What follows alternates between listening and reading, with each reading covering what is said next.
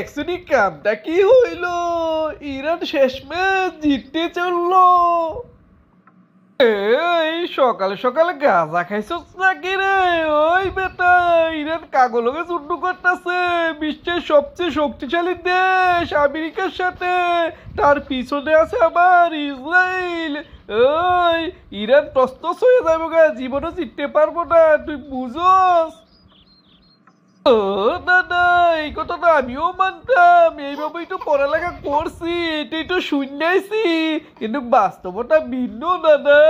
টাপে পিছুটান দিছে, দৌড়াইছে, হুঁশিয়ারি দিয়া তারপর কয় সমঝোতা কইরালামু। 2 দিন আগে কয় কোনো নেতাই নাই কে, 3 দিন আগে কয় ইরানকে ধ্বংস করে দিছি, 4 দিন আগে কয় ইরান বলতে কোনো দেশই থাকবো না। এখন কইতাছে তাগুলোকে সমঝোতা করবো। সমঝোতা তারা না করলো টাম্পের না টাম্পেই সমঝোতা করে পিছু টান নিব।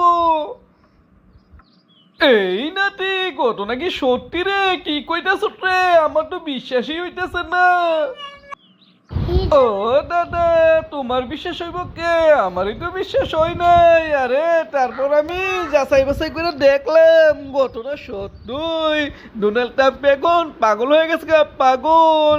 একবার একরকম কথা কয়, এখন অবস্থা এমন হয়েছে দাদা যে সাইরা দে কাইন্দা বাসি।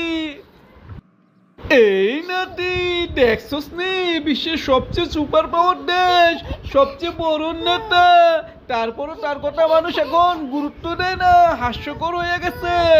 একদিন দেখবি এই আমেরিকার পতন হইব। ও দাদা, পতন হইব কি, পতন হওয়া শুরু হয়ে গেছে। এই ডোনাল্ড ট্রাম্পে এই পাগলে যতদিন ক্ষমতা থাকবো ওরা অত পাচ্ছেইব। আমি তো দোয়া করতেছি যাতে এই পাগলে পাগলামি করে আর এক মেয়াদ ক্ষমতায় থাকতে পারে। তাহলে দেখবা জোকারেটা সইব, জোকারের। এই নাতি, তুই ঠিকই কইছ, ঠাই একটা জোকার। এই জোকার না হইলে এই আবালে ইসরায়েলের কথা শুনে আক্রমণ করতে যায় কে? এখন আম সালা দুটোই হারাইলো আরাম জানায়।